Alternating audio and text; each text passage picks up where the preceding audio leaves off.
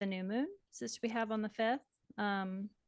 We have about 15 more minutes before we say bye to Janessa. So I want to get her input on as many of these charts as we can. So we have the new moon here, and it's the, I love this card. It's so precious. So we have the moon here at 14 degrees, middle decan of Cancer. And yeah, this is the 3 of Cups, and the tarot that a lot of people are familiar with, the Rider-Waite-Smith. It has the 3 ladies dancing with their cups. It's just like a celebratory card. So to have a new moon here, I just think is a really nice, sweet moment of celebration, and maybe calm before the storm of the summer, because August is going to be a little gnarly. So it's just a nice, sweet moment, especially with Venus there. I just think just in that house, I think it's a really nice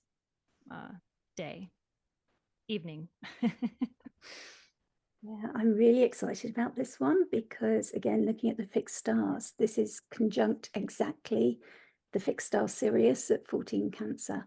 And that's the one that the ancient civilizations worshipped and denoted the rising of the Nile. You know, there was ancient buildings. They found buildings in Malta and everything that they couldn't work out what they were for. But when they worked out and used the Gregorian calendars and worked out precession and everything, they realized that they were built for Sirius, that exactly conjuncted with the rise of Sirius. So this is like a great benefic star. So I like how much the benefics have been in play, you know, in terms of the stars conjuncting.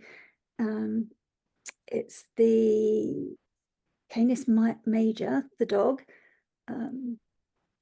What have I got? The hunting dogs of Orion, guarding the gates of another world. The mundane becoming sacred, and it's about your efforts may gain more than you expected. And it was a prominent star in the charts of Abraham Lincoln and Diana Spencer. So it makes me think of maybe royal family news and also American election news, you know, both sides of the pond. I don't know if that's how it works, but you know, it was interesting that those 2 names popped up. But in terms of the decan, we're looking at, as you said, Cancer 2, and Kira Ryberg calls it protection. Austin Coppock calls it the walled garden of just like that perfect sanctuary, that peace within your own walled garden where you've built those walls and you're safe within them. And you've already discussed the tarot. And these otters are safe. They've built their bonds with everything that could threaten their intimacy is outside those walls of their special space.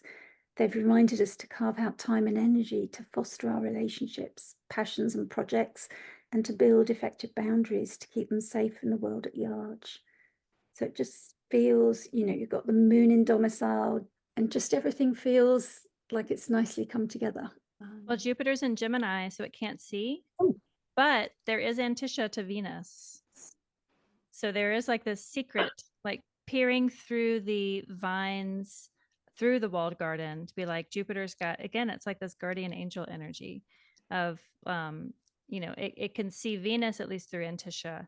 Yeah, I think that adds like a nice, it brings the airy quality to all of the Cancer, you know, like it's Cancer being the emotions and the, you know, we're not just getting swept up in our emotions or something with this. There's some thought there and communication of them, which is really nice. And Mercury being in Leo, you know, it's kind of loud there. So like maybe it's sharing, you know, your feelings with the people that you love, remembering to thank them or be great, show your gratitude. And then I think, you know, we've got Saturn trining, which is kind of a, even though it's Saturn, it's still kind of a helpful configuration where there's some structure to that. And Mars at a sextile, you know, there's some energy driving that too. So it's kind of a lovely chart. Love me a new moon.